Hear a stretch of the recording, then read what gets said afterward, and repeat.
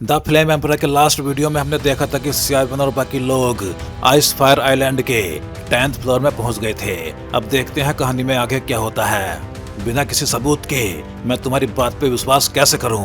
Yui Feng मुड़ा और उस छोटी लड़की से पूछा। स्पष्ट था कि आइस फायर आइलैंड में प्रवेश करने के बाद उसने महसूस कर लिया था कि ये जगह जितनी दिखाई देती है उससे कहीं अधिक मिस्टीरियस है। अगर ये छोटी लड़की सचमुच उनकी मदद कर सकती थी तो उनकी सफलता की संभावना और बढ़ जाती। आखिर वो सैकड़ों वर्षों से यहाँ कैद थी। आइस फायर आइलैंड के बारे में उसकी जानकारी निश्चित रूप से उनसे अधिक होनी चाहिए थी। मुझे यहाँ कैद हुए कई सौ साल हो चुके हैं, मैं बस आजाद होना चाहती हूँ, लड़की ने धीरे से कहा। और अगर अंकल को डर है कि मेरे मन में कोई बुरी नीयत है तो आप इस बिग ब्रदर से कह सकते हैं कि मेरे शरीर पे सोल प्लेटिंग लगा दे। अगर मैं कोई गलत हरकत करूं तो मैं आपके हाथों से बच नहीं पाऊंगी, उसने पूरी गंभीरता से कहा। ऐसा लग रहा था मानो वो सचमुच सियावन और बाकी लोगों की मदद लेके अपनी आजादी चाहती हो और बदले में उन्हें जानकारी देना चाहती हो। क्या ये पॉसिबल है? यूई फेंग ने सियावन की ओर देखा। हाँ, सियावन मुस्कुराया, लेकिन उसकी निगाहें अब भी लड़की पे टिकी हुई थी। ये लड़की बहुत लंबे टाइम से यहाँ कैद थी, लेकिन उसकी एज अब भी लगभग 10 साल की दिखाई दे रही थी। और उससे भी महत्वपूर्ण, उसने एक नज़र में यूई फेंग के उद्देश्य को पहचान लिया था। स्पष्ट था कि वो इतनी सिंपल नहीं थी जितनी दिखाई देती थी। लिटिल ब्रदर सियावन, अगर तुम्हें परेशानी ना हो तो उसके शरीर पर सोल प्लेटिंग लगा दो, फिर इसकी बेड़ियां भी खोल देना, यूई फेंग ने कहा। सोल प्लेटिंग एक स्पेशल सोल टेक्निक थी। इसमें सोल पावर का यूज करके दूसरे व्यक्ति की बॉडी के भीतर एक सोल रेस्ट्रिक्शन लगाई जाती थी। अगर वो व्यक्ति कोई गलत इरादा रखता तो सोल प्लेटिंग सीधे उसके सोल ओरिजिन पे अटैक करती और आसानी से उसके सोल को नष्ट कर सकती थी।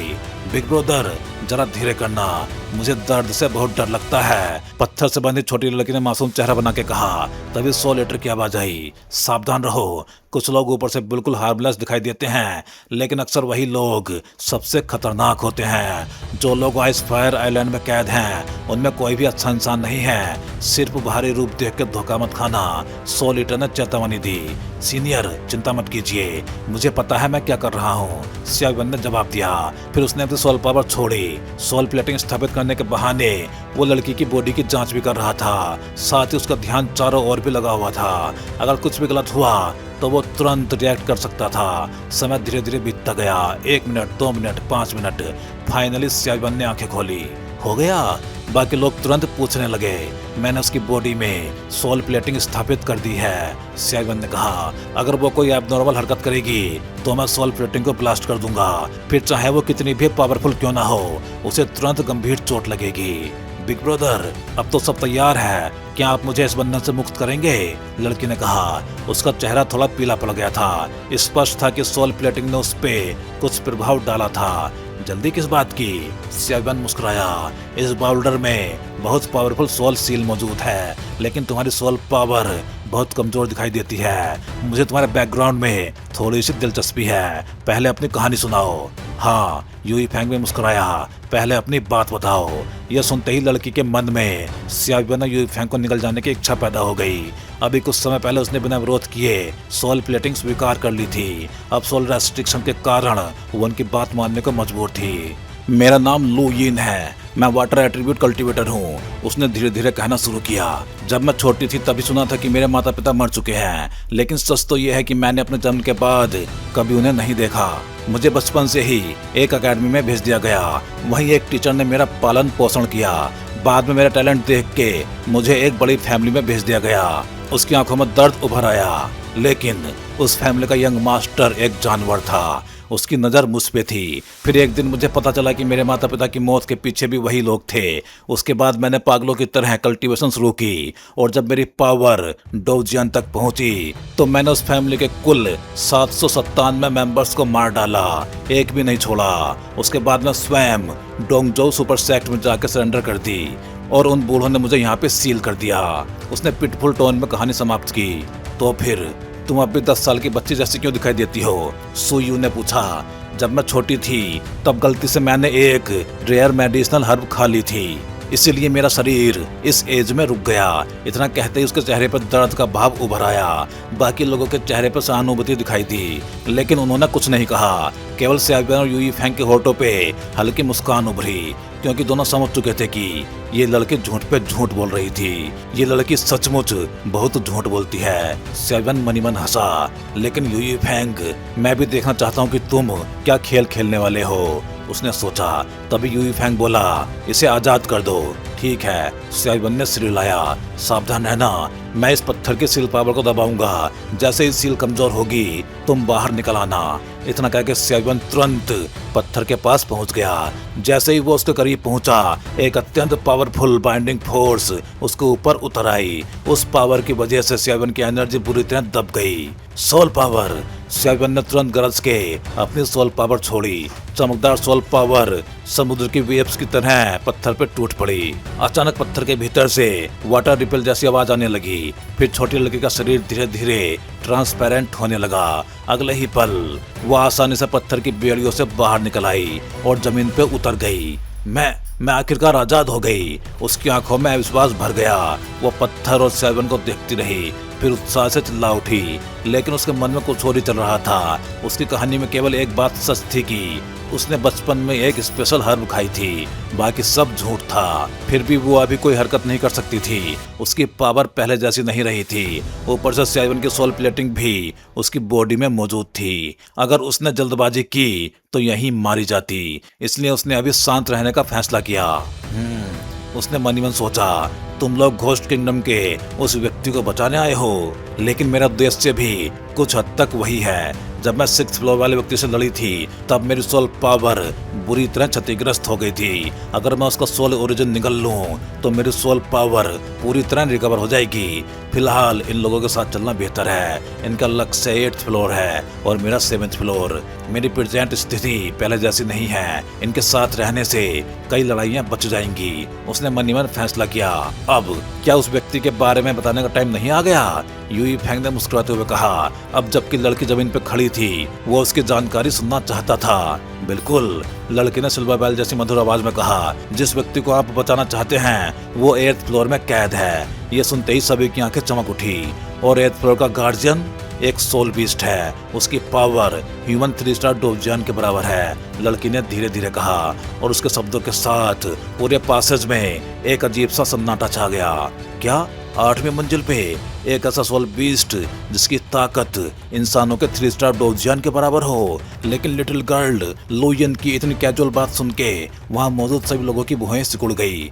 10वीं मंजिल को पार करना इतना आसान इसलिए था क्योंकि उनके साथ 3 स्टार डोवजियन मिड स्टेज की पावर मौजूद थी। लेकिन 9th फ्लोर शायद इतना आसान नहीं होने वाला था। और जहाँ तक 8वीं मंजिल की बात थी, वो निसंदेह उससे भी अधिक खतरनाक होने वाली थी। आखिर आइस फायर आइलैंड में जितना नीचे जाओ, मुश्किलें उतनी ही बढ़ती जाती थी। मैं तुम लोगों से झूठ नहीं बोल रही हूँ। मैंने अपनी सोल पावर से इन सभी फ्लोर्स की जांच की है, इसलिए मुझे इनके बारे में अच्छी तरह पता है, लुयिन ने धीरे से कहा। तो चलो, एंट्रेंस यही है।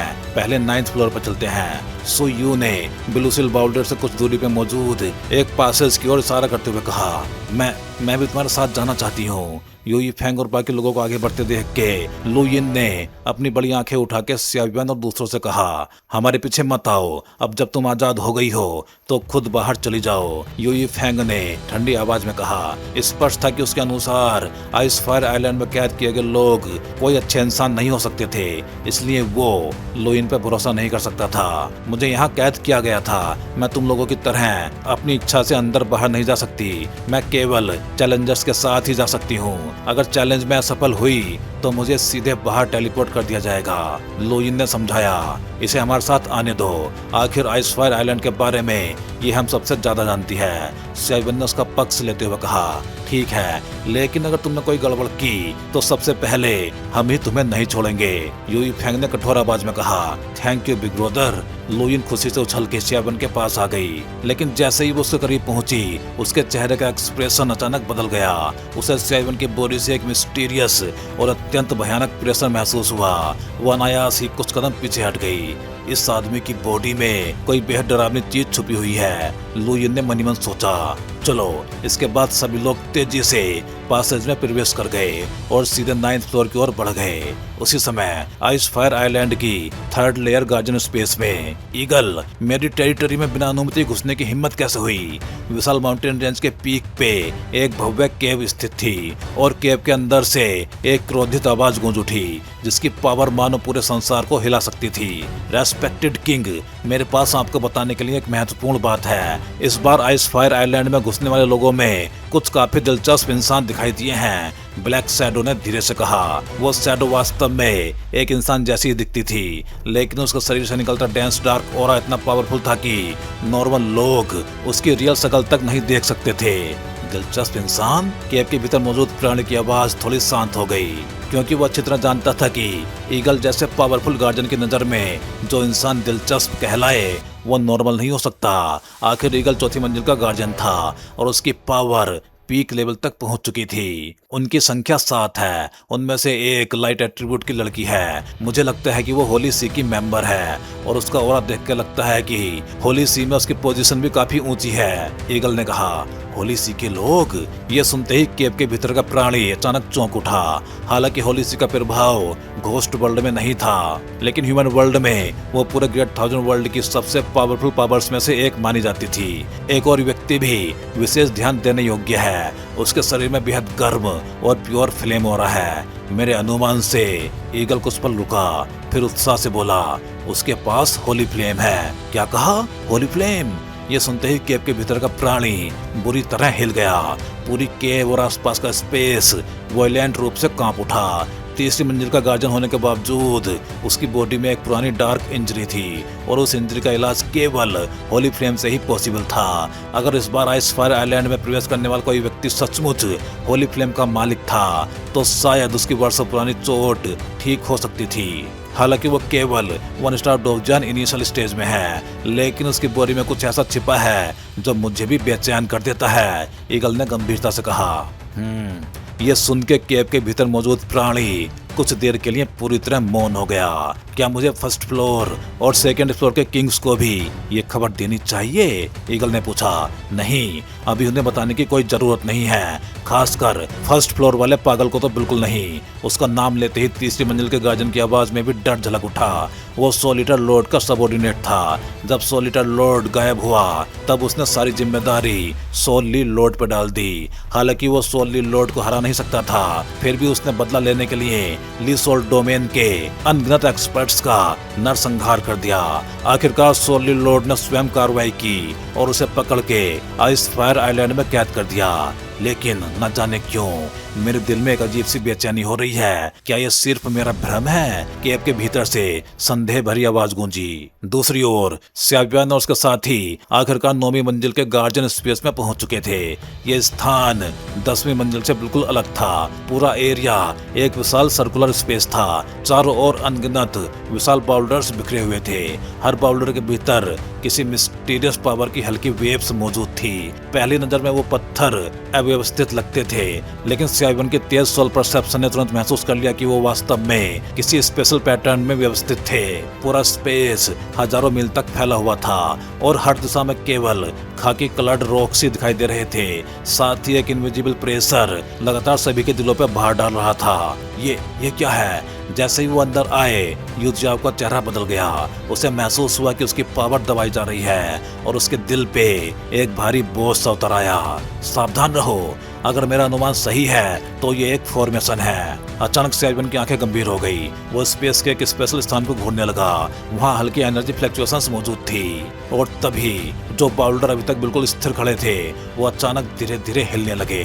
मुसीबत, सब लोग जल्दी हटो। स्याबियन का चेहरा तुरंत बदल गया और उसने जोर से चिल्लाया, क्योंकि अपनी विशाल सोल पावर से पूरे एरिया का निरीक्षण करते समय उसने महसूस किया था कि इन बाउल्डर्स के अरेंजमेंट के भीतर एक अत्यंत भयानक दबाव छिपा हुआ है। उसे बिल्कुल भी संदेह नहीं था कि अगर वो इस फॉर्मेशन के भीतर फंस गए तो उन सभी की स्थिति बेहद खतरनाक हो जाएगी। 9वीं मंजिल के सभी विशाल बाउल्डर जो एक ही आकार के थे अचानक तेजी से घूमने लगे और देखते ही देखते स्याबियन और बाकी लोगों के चारों ओर मानो कोई भयानक चीज आकार लेने लगी, जल्दी सब लोग एक साथ इकट्ठे हो जाओ। ये सीन देख के लुइन का छोटा सा चेहरा भी गंभीर हो गया और उसने तुरंत चिल्ला के कहा, असल में लुइन को दूसरों के जीने मरने से कोई खास मतलब नहीं था, लेकिन ये लोग काफी पावरफुल थे।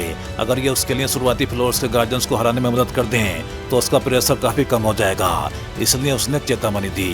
लुइन की बात सुनते ही 8 लोग तुरंत पीठ से पीठ मिला के खड़े हो गए, लेकिन उन बाउल्डर्स के घूमने में जरा भी कमी नहीं आई। ये फ्लक्चुएशन बहुत डरावना है और मुझे लगता है कि हम पहले ही 9th फ्लोर गार्जियन के फॉर्मेशन में फंस चुके हैं। ये हमारे लिए बेहद नुकसानदायक स्थिति है। सेवन की आंखें तेजी से घूम रही थी। वो 9th फ्लोर गार्जियन को खोजने की कोशिश कर रहा था, लेकिन उसे कुछ भी दिखाई नहीं दिया, क्योंकि इन बाउल्डर्स के ऊपर एक स्पेशल पावर मौजूद थी। साथ ही उनकी तेज स्पीड सेवन के सोल पावर की जांच में भी बाधा डाल रही थी। मुझे लगता है कि मैं जानती हूँ कि 9th फ्लोर गार्जियन कौन है। जब सभी लोग असमंजस में थे, तब लुइन ने घूमते हुए बाउल्डर को देखते हुए अचानक कहा, कौन? सभी ने एक साथ पूछा। Broken course stone Brahma scorpion, Lewin ने धीरे से कहा, लेकिन उसकी आवाज में एक अजीब सा प्रेशर और डर छिपा हुआ था।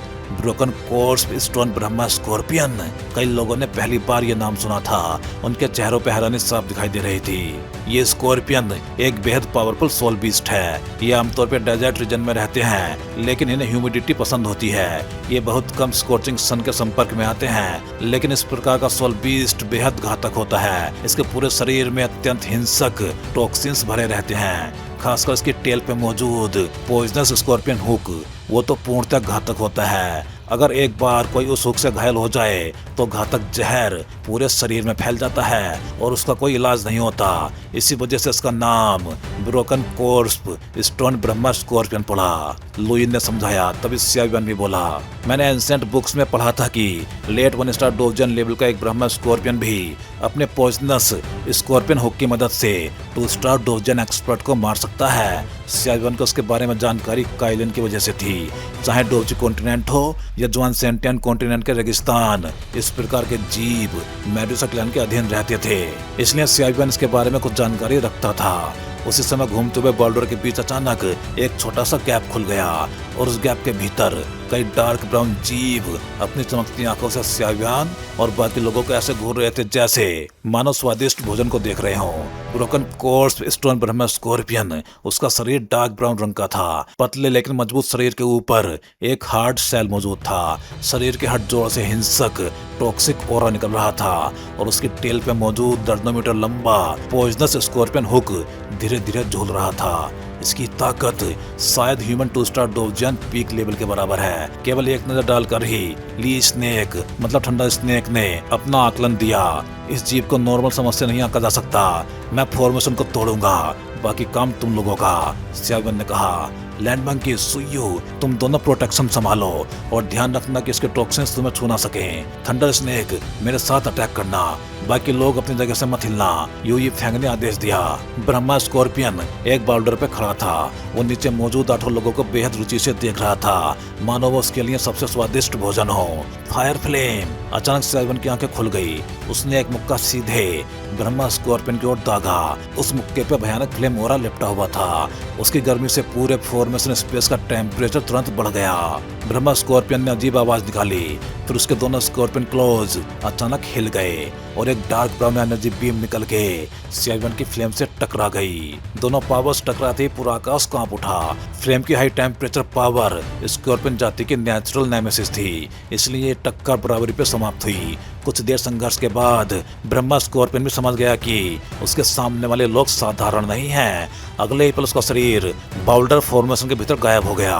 वो फॉर्मेशन की आड़ लेके 1 हिट किल करना चाहता था। ये बीस्ट कितना चालाक है, सुयू गुस्से से बोला।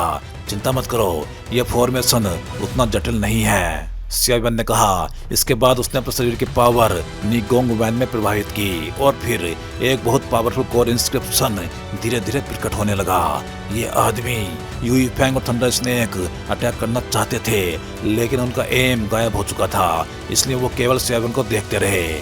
उसी समय जब सभी लोग सेवन की रक्षा कर रहे थे, अचानक बाउल्डर फॉर्मेशन के भीतर से सैकड़ों फीट लंबा पॉइजनस स्कॉर्पियन हुक बिजली की स्पीड से बाहर निकला, बहुत तेज, इतना तेज कि किसी को रिएक्ट करने का मौका तक नहीं मिला।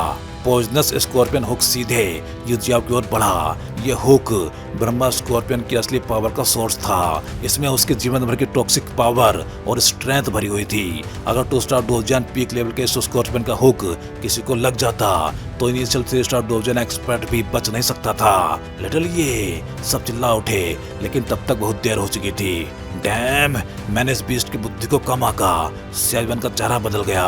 वो फॉर्मेशन तोड़ने में इतना ध्यान लगा रहा था कि स्कॉर्पियन की चालाकी भूल गया था। Curtain of light. इसी निर्णायक पल पे लियू चिंग ने कदम उठाया। उसकी पतली आर्म उठी और उसके हाथ में मौजूद स्क्रोल तुरंत टूट गया। एक मिल्की व्हाइट लाइट बीम आकाश से उतर आई। उस लाइट में नहाते ही सभी लोगों को ऐसा महसूस हुआ मानो उनकी डोची और सोल पावर दोनों पोषित हो रही हों। Holy rank peak light attribute defensive डो टेक्निक स्क्रोल। ये लड़की सच में बहुत बड़ा दांव खेल रही है। सेवन ने आश्चर्य से कहा। सेवन, अब मौका है। लियू चिंग चिल्लाई। चिंता मत करो, मुझ पे छोड़ दो। सेवन मुस्कुराया। बीस्ट, अब सरेंडर कर दे। अगले ही पल 27,000 कोर इंस्क्रिप्शंस एक साथ निकल पड़े, लेकिन वो ब्रह्मा स्कॉर्पियन पर नहीं गिरे। वो सीधे उसके छिपे हुए बाउल्डर फॉर्मेशन पर टूट पड़े। साथ ही सेवन की फायर एट्रीब्यूट डोजियन पावर भी उमड़ पड़ी। दोनों पावर्स का कंबाइंड अटैक, चाहे ब्रह्मा स्कॉर्पियन कितना भी चालाक और पावरफुल क्यों ना हो, उसे केवल मौत की ओर ही ढकेल सकता था। तो भाई लोग, इस वीडियो में बस इतना ही। चलिए फिर जल्दी ही मिलते हैं अगले वीडियो में। सभी चैनल मेंबर्स का बहुत बहुत धन्यवाद, क्योंकि भाई आप सभी मेंबर्स की वजह से काफ़ी बूस्ट मिला है इस चैनल को, और मुझे भी काफ़ी ज़्यादा मोटिवेशन मिला है, जिससे कि मैं द फ्लेम एम्परर सीरीज को लगातार अच्छे से एक्सप्लेन कर सकूं। उम्मीद है आप सभी लोग, फिर चाहे चैनल मेंबर्स हों या फिर सब्सक्राइबर्स, ऐसे ही एनिमेटेड मूवीज के साथ बने रहेंगे। अगर आप चैनल मेंबर्स नहीं हो लेकिन चैनल मेंबरशिप ज्वाइन करके सपोर्ट करना चाहते हो, तो आप भी कोई भी एक चैनल मेंबरशिप ज्वाइन कर सकते हो। चैनल मेंबरशिप ज्वाइन करना बहुत आसान होता है। आप चैनल पेज पे जाके इस ज्वाइन बटन को क्लिक कर सकते हो। इस पे क्लिक करते ही आपको सारे मेंबरशिप प्लान दिखाई देंगे, और फिर आप जो भी प्लान ज्वाइन करना चाहते हो उस पे क्लिक कर सकते हो। फिर आप इस ज्वाइन बटन पे क्लिक करोगे। इस पे क्लिक करते ही आपको ये पेज दिखाई देगा। यहाँ आने के बाद आप अपना पेमेंट मेथड सेलेक्ट कर सकते हो, यूपीआई या कोई और मेथड। फिर आप जैसे ही इस बाई बटन पे क्लिक करोगे, आपको एक क्यूआर कोड दिखाई देगा। ये क्यूआर कोड जिसको स्कैन करके आप अपना पेमेंट प्रोसेस कंप्लीट कर सकते हो, और बस अब आप भी बन जाओगे इस चैनल के एक मेंबर, और अब आपको भी अपने प्लान के हिसाब से अर्ली वीडियो एक्सेस मिलना स्टार्ट हो जाएगा। तो भाई लोग, एक बार फिर से आप सभी मेंबर्स का दिल से धन्यवाद।